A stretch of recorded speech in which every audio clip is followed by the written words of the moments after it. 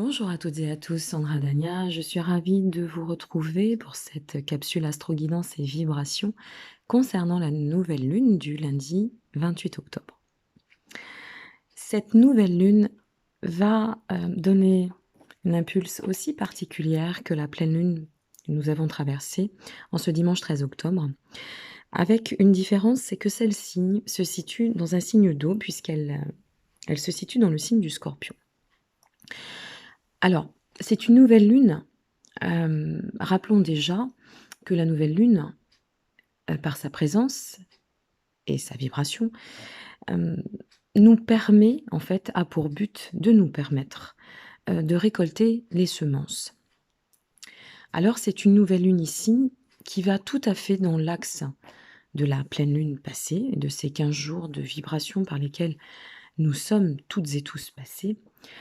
C'est une pleine lune de transformation qui va demander maintenant d'ancrer très profondément et de manière incisive le cap des changements. Cette nouvelle lune, par son message de fond, annonce qu'on tend et que nous sommes là vraiment dans une situation de pleine métamorphose. L'ambiance, de toute façon, va contribuer à apporter de très très vives émotions, encore et toujours, et il va être très important durant ces 15 jours à venir qui se présentent, de tempérer nos élans, de ne pas forcer nos actions, de rester, je dirais, assez alignés, en prise de hauteur, au sang-froid. Voilà, il va pas falloir titiller durant cette nouvelle lune. D'autant plus qu'elle est marquée aussi par une opposition avec Uranus, ce qui va influencer, générer des excédents d'émotions, des excédents en termes d'énergie. Bref, les énergies vont être aussi denses qu'électriques. Surtout, du fait que pour certains signes comme le Verseau, les Taureaux, les Lions et les Scorpions, ce sont des signes qui sont placés en opposition. Donc, il est important pour ces 4 signes énumérés de ne surtout pas vous brûler les ailes et de rentrer surtout de ne pas rentrer, qui plus est, pardon, dans un rapport de force. L'aspect de cette nouvelle lune est loin d'être négatif. On parle, là je fais référence au Verseau, au Taureau, au Lion et au Scorpion, mais dans son ensemble, ça reste quand même une énergie aussi dynamique. Donc elle va nous permettre d'avancer le changement. Elle va nous permettre aussi de, de prendre le temps, tout en étant dans la dynamique, de stabiliser nos énergies, d'ancrer les élans dans le cadre de ce renouveau que nous sommes en train de mettre en place depuis ce 13 octobre. Nos élans en termes de perspective, d'opportunités, de renouveau, de créativité, etc., etc. Donc c'est une excellente période pour fixer et poser de manière concrète les objectifs et pour consolider surtout les projets, les structurer. Ne lésinez pas là-dessus et essayez de concentrer votre énergie en cela. Au niveau communication, par le fait de la position de Mercure, c'est vraiment aussi une période riche et ultra favorable pour placer au devant nos échanges, ouvrir les discussions de façon, ludique, de façon, inventive. Bref, il faut communiquer sans se bloquer.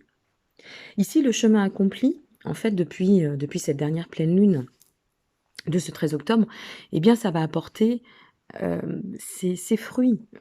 C'est une période qui va nous offrir la possibilité de placer, je dirais, les prises de conscience auxquelles nous allons faire face et puis aussi d'instaurer les changements, d'entamer en termes d'action les transitions, et la visualisation futuriste. Donc en somme, ça n'est pas du tout une pleine lune négative, hein, même, je dirais pour les 4 signes énumérés. Si ce n'est que par le jeu d'opposition, ces signes-là devront faire preuve de plus de vigilance, de plus de méfiance quant à la nécessité de canaliser leur énergie et leurs élans émotionnels.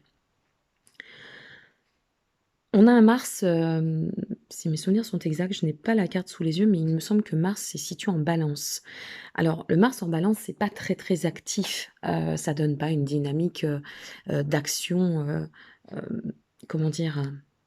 Alors autant l'énergie va être dense, mais autant dans les actions, ça va nous demander, d'agir encore avec parcimonie, vous voyez? Lorsque Mars quittera le signe de la Balance pour rentrer dans le signe du Scorpion, on sera dans une dynamique qui sera tout autre. Donc ménagez bien, hem, votre dynamique, vos énergies.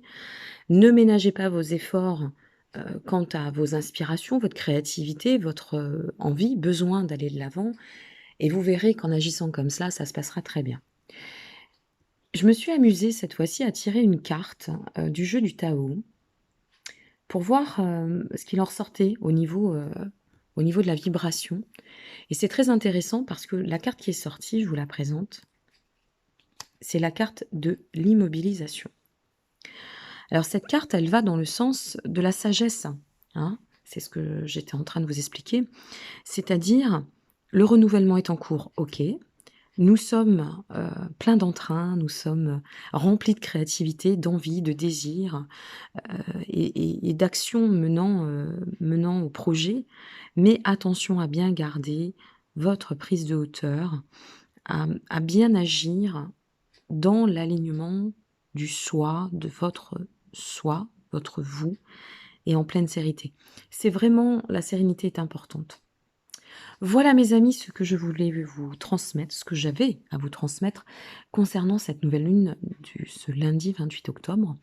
Je vous retrouve, eh bien, très prochainement, toujours pour, les tirages concernant les tirages, guidance et oracle du Tao de manière hebdomadaire. Si vous avez besoin, n'hésitez pas. La refonte du site a été en partie effectuée, plein de nouveautés à venir sur cette période automnale. Vous pouvez me joindre, donc me contacter et retrouver toutes mes prestations sur sandradania.fr et puis je vous souhaite, vraiment de pouvoir bien canaliser vos énergies en toute quiétude. Nous avançons, il faut y aller progressivement, de façon utile, ludique et sage. Prenez soin de vous et à très bientôt. Au revoir.